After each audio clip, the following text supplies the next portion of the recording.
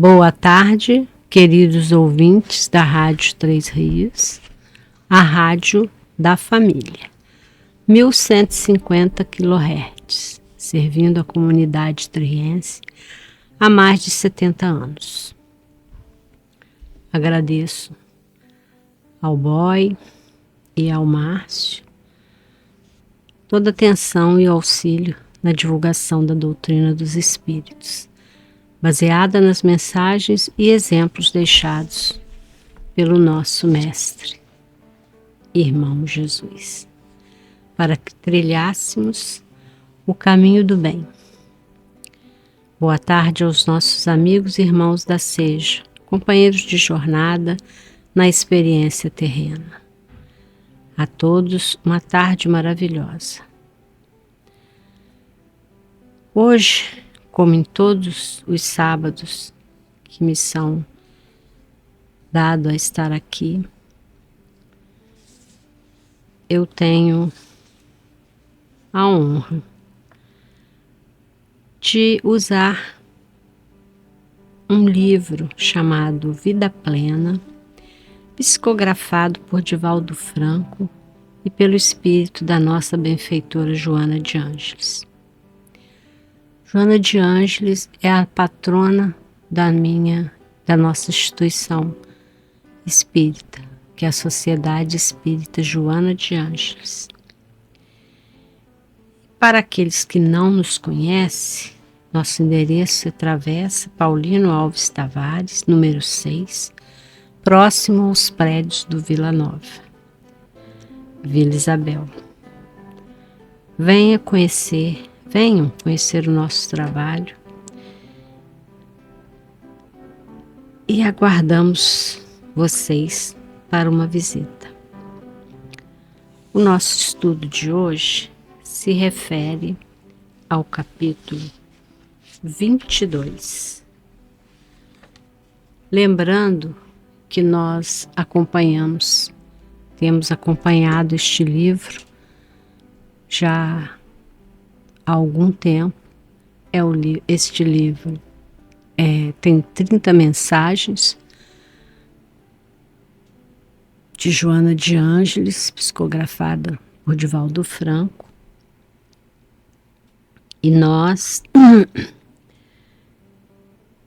E elas são baseadas nos ensinamentos de Jesus.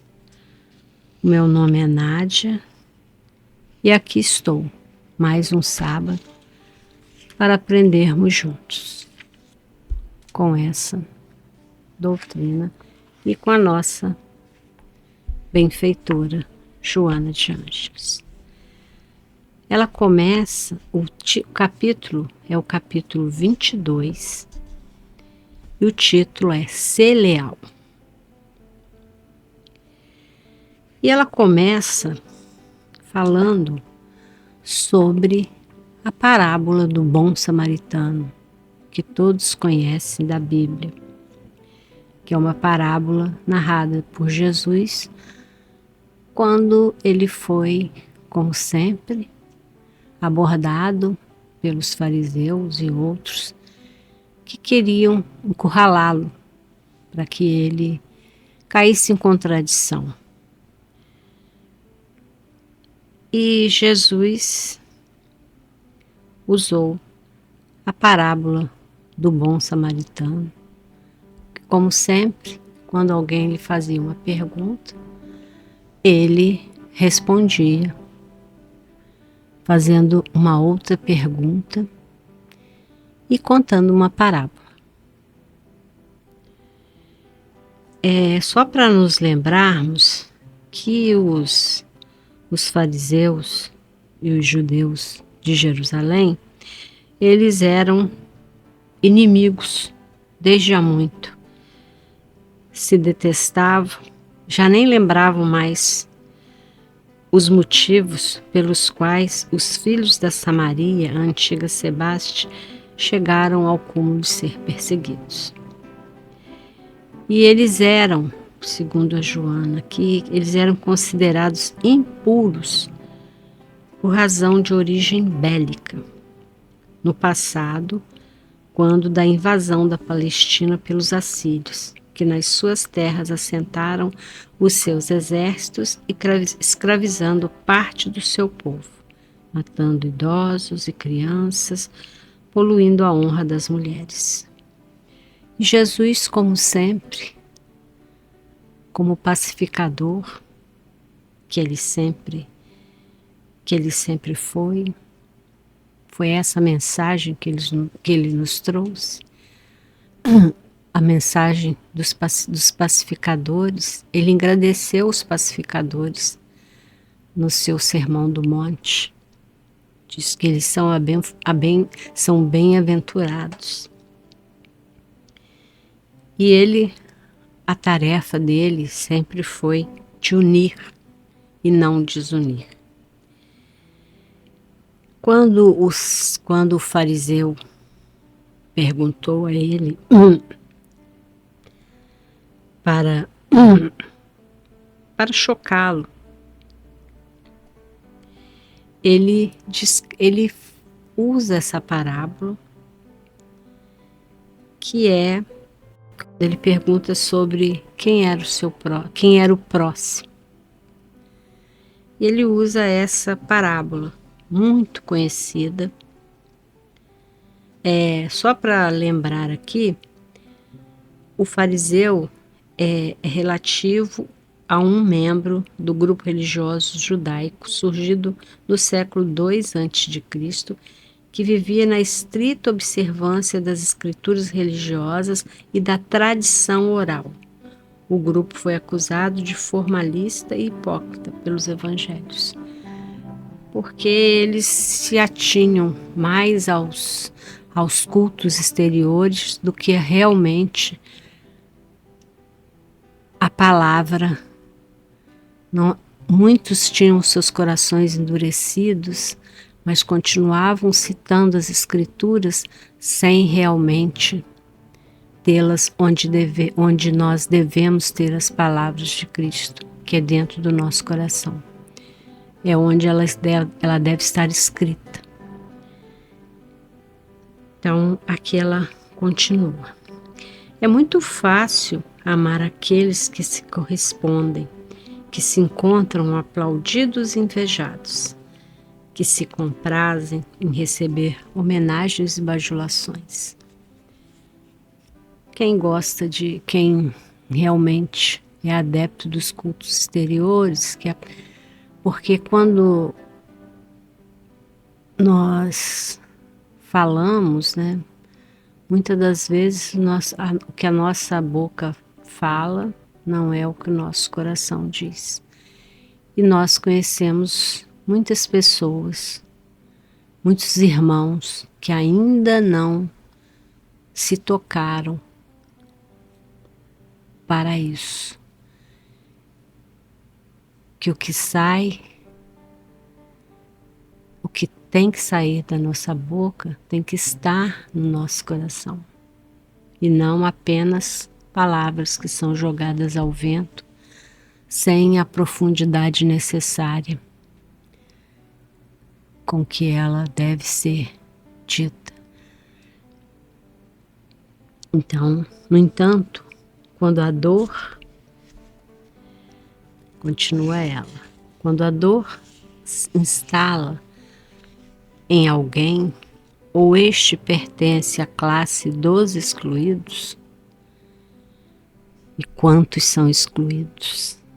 Há uma reação automática em contrário, uma repelência que os afastam uns dos outros. Ela usa palavras fortes. Náusea, escárnio, rejeição ocorrem como fenômeno de precaução. É um desafio amar o próximo na sua dor, no seu infortúnio. Busca-se, não raro, aumentar a antipatia que sentem pelo outro, atirando-lhes petardos mentais de raiva. Então, tudo, muitas das vezes, em pensamento. Não exprime essas palavras, porque o que vai no coração é outra coisa. São São os petardos mentais de raiva. Muitas vezes odeiam sem saber, como esses fariseus, esses judeus contra os samaritanos. Usam a censura para justificar a sua animosidade, detestam e ficam à distância, procurando meio de denunciá-los, de criar-lhes embaraços. Era o que eles faziam com Jesus, porque Jesus o tempo todo, ele disse que ele não veio para destruir a lei de Moisés, que é a Torá que ele segue. Ele veio para fazer com que a lei fosse cumprida. E ele deixou aqueles mandamentos, reduziu aqueles mandamentos em 2 mandamentos: amar a Deus sobre todas as coisas e ao próximo como a ti mesmo. Aí resume toda esta lei que Jesus veio proclamar, veio trazer e veio resgatar, porque ela foi muito modificada. Apesar de que na época de Moisés era necessário que ele tivesse agido daquela forma. O povo era completamente diferente. Mas eles mantiveram aquilo, não mudaram, não procuraram mudar. E então eles odiavam os samaritanos. Aí Jesus, usou justamente o samaritano para dar a resposta que aquele fariseu, que eles faziam, que eles ficavam andando atrás de Jesus porque eles queriam que ele falasse alguma coisa para que eles o acusassem. Aquele samaritano que socorreu o judeu assaltado na estrada que descia de Jerusalém a Jericó, conhecia a Torá e a respeitava como aos outros textos, no seu santuário, no Monte Gerizim, desde que lhes era proibido visitar o templo em Jerusalém. Eles não se davam, nem os samaritanos, nem os judeus de Jerusalém, que os samaritanos eram impedidos de entrar no templo de Jerusalém. Então eles constituíram um templo em Monte Gerizim. E para lembrar aqui, a Torá, a lei mosaica, livro sagrado que contém essa lei, conhecido como Pentateuco. São os ensinamentos que Moisés recebeu e ele transformou e ampliou aquelas leis a partir das tábuas dos 10 mandamentos. No livro respeitável havia a recomendação cuidadosa que dizia a respeito ao auxílio ao próximo, àquele que fosse infeliz, que experimentasse privações, assim socorrendo os necessitados. E olha o detalhe, não havia exclusivismo, era geral. Nesse livro não há exclusivismo, não há privilégios para ninguém, porque todos são considerados filhos de Deus. Ao ter a oportunidade de fazê-lo, quando ele se aproximou daquele homem caído ao chão, machucado, quase morto, ele não pensou, ele apenas viu o seu próximo. Ele viu um filho de Deus, nosso irmão, que precisava do seu auxílio. E ele não perdeu tempo. Ele não olhou para nenhuma, não olhou qual era a raça, quem que era. Ele apenas, como é o nosso dever, lembra que nós devemos fazer o bem sem olhar a quem, porque todos somos filhos do mesmo Pai, filhos de Deus. E Deus não privilegia ninguém. Ele ama a todos os seus filhos de forma igual.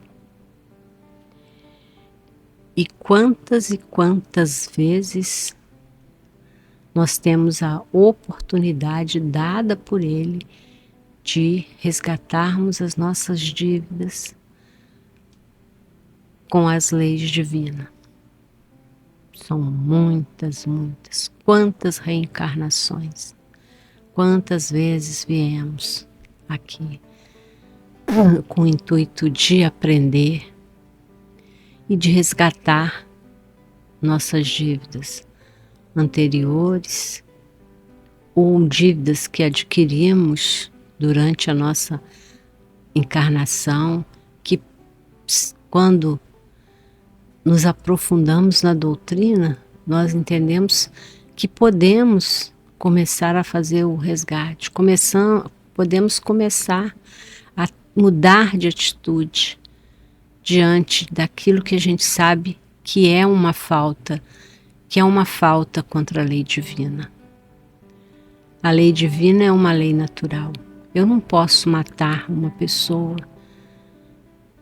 um irmão meu, porque eu não posso querer que me façam isso.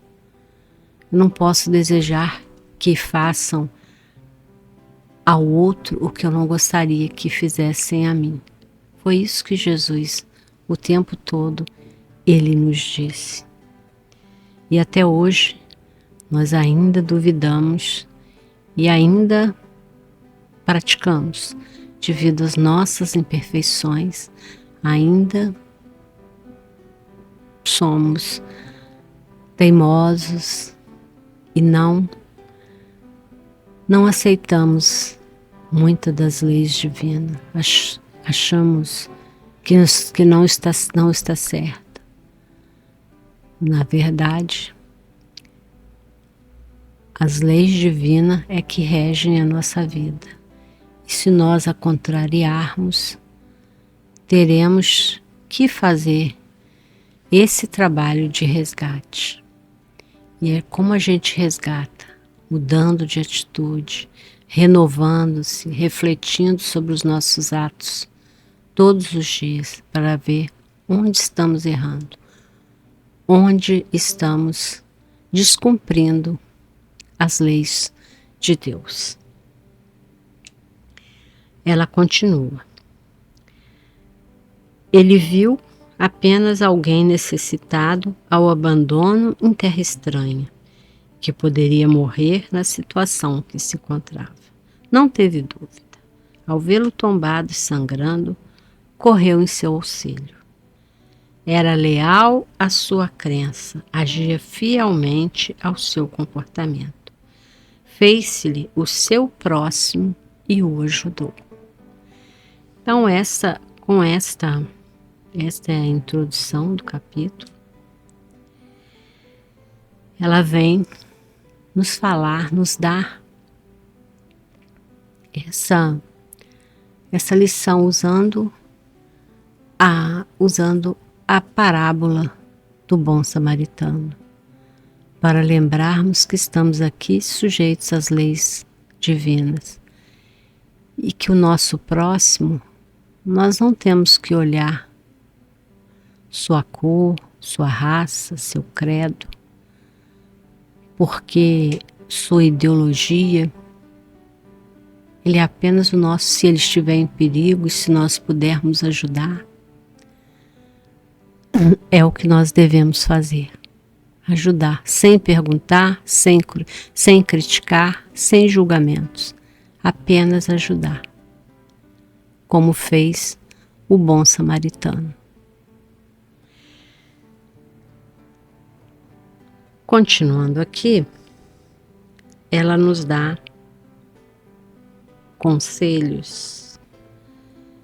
Ela nos diz: nunca duvides ante a emergência de ajudar. não discutas o socorro a oferecer, porquanto o elaborar de planos para ajudar ou não faz que a caridade esmaeça e perca a ocasião. Ou seja, não devemos ficar pensando, simplesmente devemos ajudar, é o que devemos fazer. Porque se a gente fica, não vou ajudar porque fulano faz isso, ciclano faz aquilo, porque não trabalha, porque não sei o quê, há uma série de coisas que a gente inventa para não ajudar o nosso próximo como deveríamos ajudar. Essa é a verdade. Então ela diz: não perca a ocasião. Ser leal à verdade em todas as circunstâncias, estando sempre atento ao dever de ajudar o teu próximo. A questão da lealdade está ligada diretamente ao caráter de cada indivíduo, no que concerne à observância dos valores éticos. Olha como temos relaxados em relação à ética, como há valores que estão alterados, estão diferentes, porque as leis divinas, elas são leis imutáveis. São leis naturais. Essa lei de não fazer ao trem que você não desejaria que te fizesse é uma lei básica que nós devemos respeitar sempre. Como eu posso querer o mal de alguém? Como eu posso querer ficar bem e meu vizinho do lado? Você sabe que existem pessoas que estão sofrendo e eu posso ajudar, nós podemos ajudar e não fazemos isso. Nem tentamos muitas vezes, nem tentamos. Essa é a grande verdade. Nem tentamos. Quantos de nós perdemos essa oportunidade de termos lealdade à verdade? Não se trata apenas de estar ao lado nos momentos difíceis, mas de permanecer ideologicamente pelo comportamento como um porto de segurança que as circunstâncias difíceis, complicadas às vezes, não conseguem vencer. Quantos não conseguem vencer? Quantos ficam tão desarvorados que se perdem e não conseguem resolver? Às vezes questões simples, mas que a pessoa está tão aflita, tão desesperada que ela não consegue resolver, não consegue ver. E nós que estamos do lado, muitas vezes, podemos enxergar e podemos ajudar. Então, ela nos dá esse conselho para que a gente não perca a oportunidade de colaborar com o nosso próximo, de mostrar que nós temos amor dentro dos nossos corações, que as leis divinas estão escritas em nós. E nós sabemos, temos certeza do que é certo e do que é errado. Às vezes podemos fazer com que a nossa consciência fique apagada por um tempo, mas ela não deixa de despertar. E quando ela desperta, nós nos sentimos muito mal, porque sabemos que não fomos leal à verdade, não praticamos o que deveríamos ter praticado, o que o nosso coração disse e nós não seguimos ele. Então, devemos pensar sempre nisso. Porque Deus nos dá essas oportunidades de refletir sobre o que fizemos de errado e consertar, mudar de atitude, recomeçar. Todos os dias nós recomeçamos. Todos os dias, ao abrir dos nossos olhos, nós recomeçamos um novo dia de oportunidades, de fazermos o que é certo, de caminharmos pelo caminho certo. Se cairmos, temos a oportunidade de levantar. Quando perceberes que o teu próximo é alguém necessitado como tu, quando te des conta de que a paz de outrem é luz no teu caminho, quando entendas que não és tão autossuficiente quanto pensas, substituirás o pronome eu pelo pronome nós, e entenderás e estenderás o teu ser na direção mesma daquele que resiste ao auxílio. Mesmo aquele que não nos aceita, que não quer nos ouvir, nós devemos tentar socorrer. Devemos fazer o que nós pudermos fazer. Corrermos em auxílio. É o que devemos fazer. Bem, voltamos, dando sequência. A existência física somente tem sentido quando tem como alvo construir a harmonia para todos. Quando todos nós entendermos isso, que a harmonia é algo que deve ser compartilhada com todos. O teu próximo é tu em outra dimensão, emocional ou circunstancial. Ou seja, quantas vezes nós já não estivemos na mesma situação, diante das mesmas circunstâncias? Quantas vezes reagimos igual ou a partir de um certo momento passamos a agir de maneira diferente? Porque já adquirimos a capacidade de refletir sobre os nossos atos. Durante todos os nossos estudos da doutrina espírita, quantas lições aprendemos? Para aqueles que têm olhos de ver e ouvidos de ouvir, quantas lições continuamos aprendendo e sempre devemos estar atentos. Para quê? Para sermos leal à verdade. No tumulto, porém, que assola as multidões, a lealdade entra mutilada, presa a interesses de poder e de ter. Quantas pessoas, quantos de nós ainda temos ilusões a respeito desse mundo passageiro que nós vivemos, de amealhar bens, de construir palácios, e são tudo ilusão, porque nós não levaremos, não precisamos disso. Nós precisamos do que é material, lógico,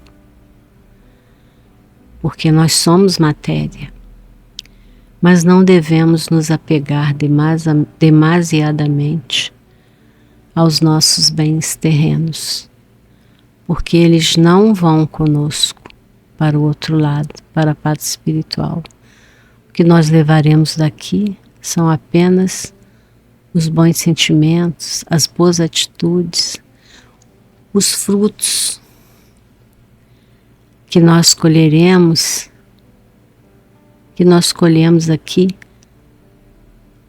de termos refletido antes de fazer, de quebrar as leis divinas, antes de perdermos a razão simplesmente por perder, de nos sentirmos maior e melhores que os outros. de desejarmos tanto o poder que somos capazes de passar por cima de qualquer um, não importando se ferimos, se magoamos, se matamos, apenas se destruímos as vidas, não só de uma pessoa, de várias, se destruímos a natureza, se destruímos a vida dos outros seres que nos acompanham, que acompanham a nossa jornada.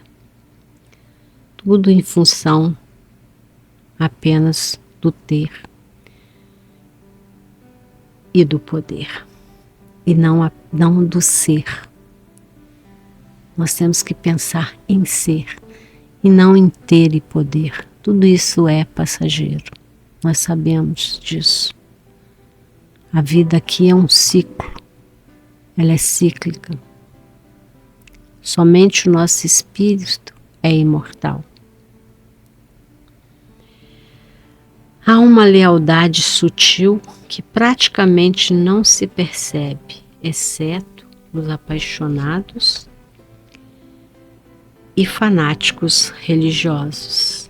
É, porém, patológica, não servindo para a união social, porquanto desgasta os relacionamentos. Dizes que essa atitude agride a tua crença religiosa. No entanto, deves cultivar uma coerência entre aquilo em que se acredita e a maneira como te comportas. Nenhum divórcio deve existir entre a crença e a ação. Ou seja, não devemos falar sem sentir verdadeiramente. A doutrina de Jesus trabalha em favor da lealdade à fé, em forma de comportamento moral em relação ao que se crê e como se age. Quantas pessoas apenas passam pela vida, não praticam, né? Não adianta não praticar o mal. Devemos também praticar o bem. Devemos sempre pensar que a caridade exige ação. O amor é ativo, é ação. Mas ele simplesmente não cobra, não se apodera dos outros. Quando você ama alguém, você quer que ele seja feliz, assim como você é. Você deseja para ele, para outra pessoa ou para as outras pessoas, que eles sejam felizes como você. Você não deve querer só para você. Esse é o amor que Jesus veio pregar, veio trazer para nós. Por isso que ela diz: nenhum divórcio deve existir entre a crença e a ação. Devemos falar e praticar. Eu sei quanto é difícil fazer, mas nós estamos aqui justamente para isso, para aprender. Vamos caminhar errado? Vamos. Mas sempre vamos poder recomeçar. E o importante é termos em mente isso. Que Deus nos ama tanto que Ele nos dá oportunidades todos os dias e ainda envia os seus mensageiros para nos orientar, para nos ajudar quando aceitamos. Quando somos capazes de ouvir de verdade e de ver de verdade.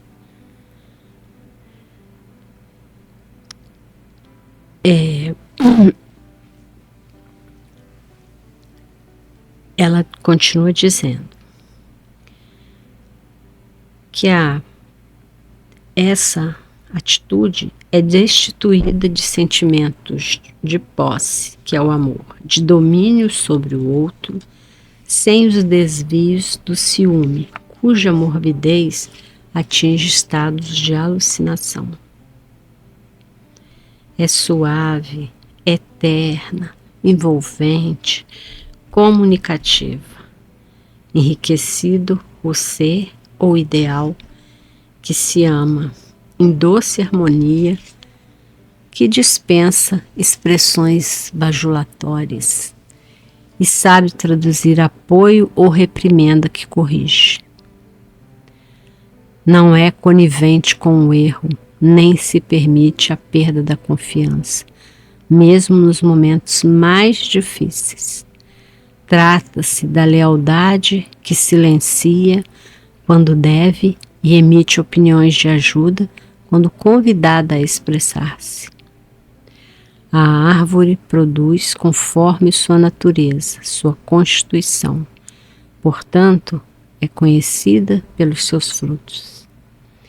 Assim deve ser a existência do espírita cristão, leal à sua doutrina filosófica, que se encontra íncita na codificação kardeciana. Ou seja, ela existe como uma característica essencial que está na codificação de Kardec, fixando no ímã os postulados do Cristo. Na tua crença imortalista, triunfarás leal à verdade e a ti mesmo. Então, é algo que devemos estar sempre atentos, leais à verdade, buscar essa reflexão do que como estamos agindo, se erramos, se acertamos, como podemos melhorar mais e sermos sempre fiel, principalmente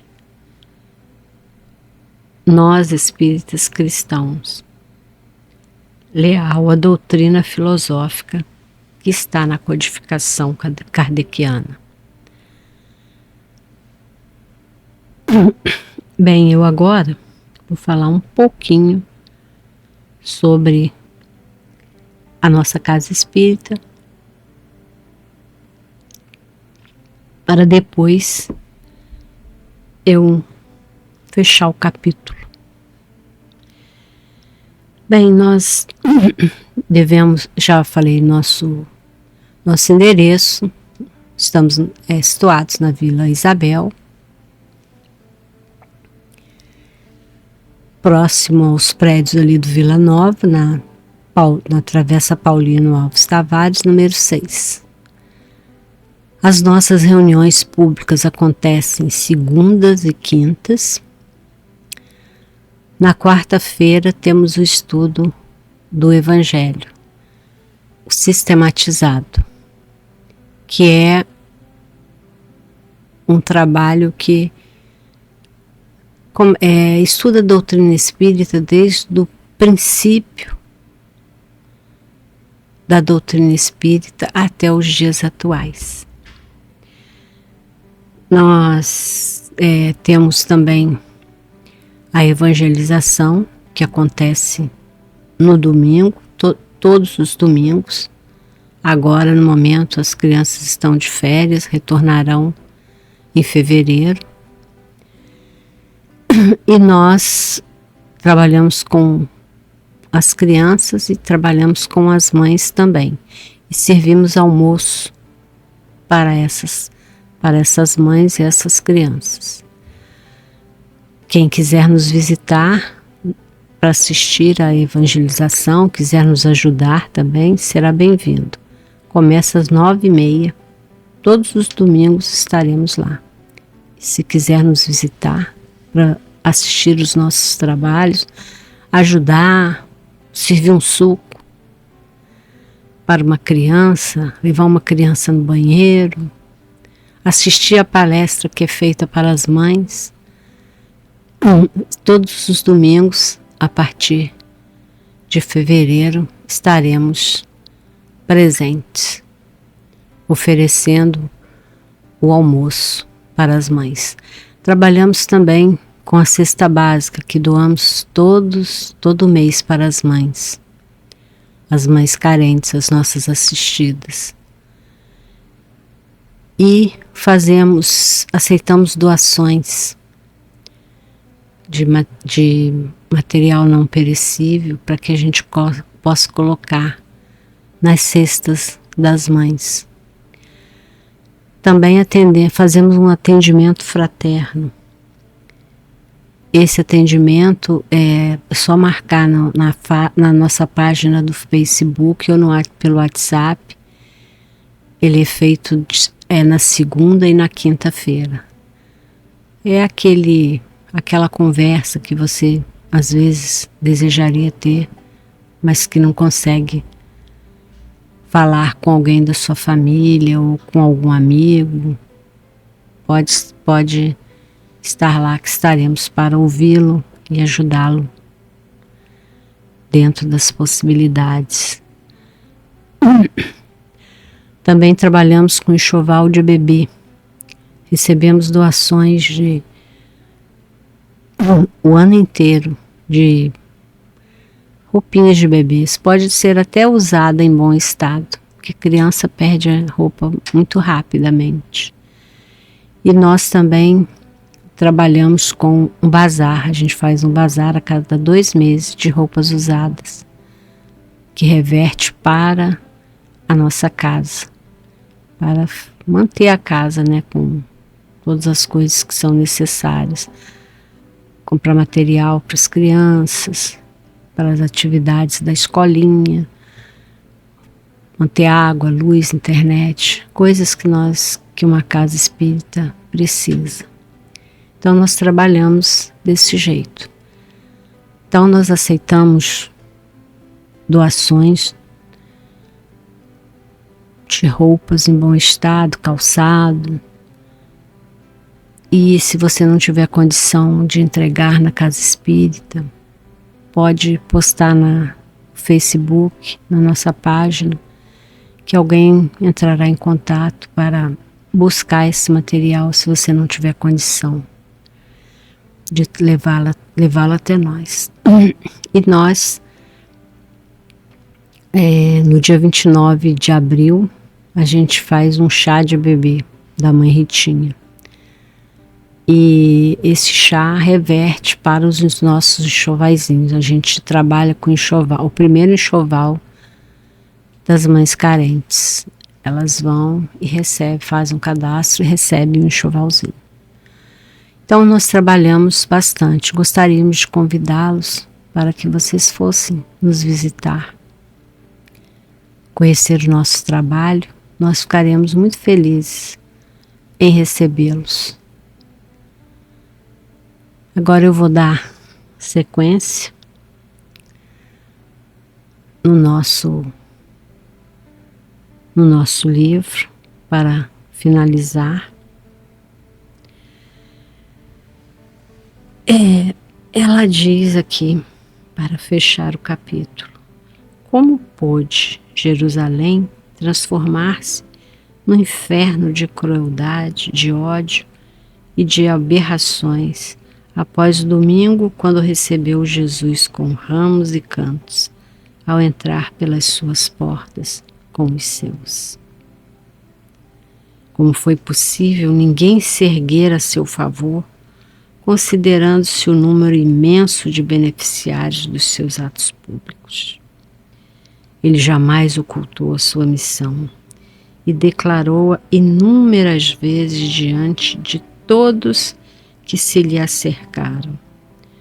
Como foi possível admitir-se a eleição de Barrabás, o bandido assassino, em seu lugar, exigindo-lhe a crucificação?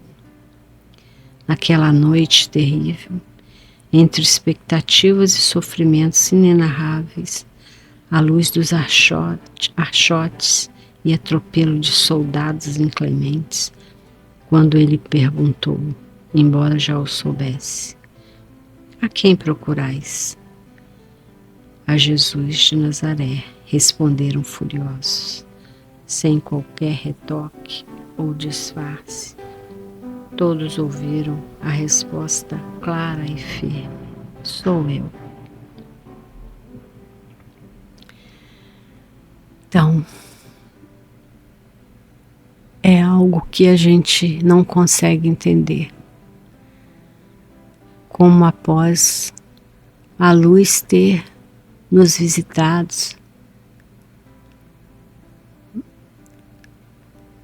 termos tido aquela atitude diante dele, quando ele apenas veio pregar o amor ao próximo. E hoje, no nosso mundo, nós temos visto tanto ódio, tantas aberrações, tantas coisas ruins acontecendo. Como podemos nós, seres humanos, sermos tão cruéis a ponto de sacrificar os sonhos de nações inteiras, de milhares e milhares, de centenas de milhares, de milhões de indivíduos, apenas para ter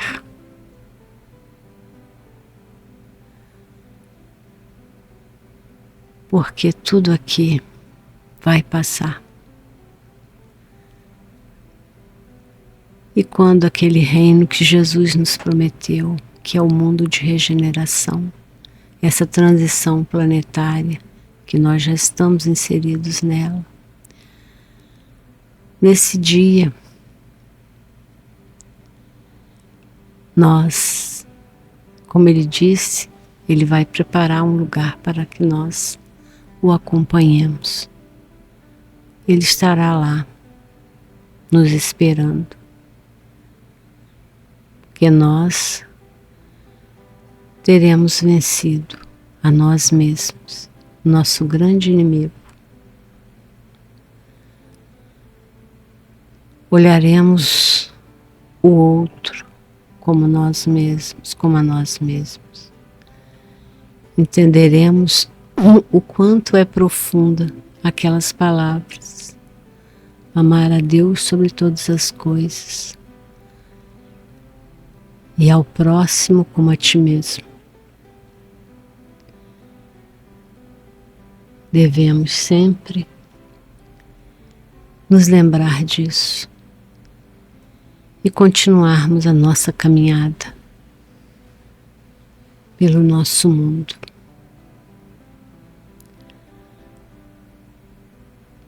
E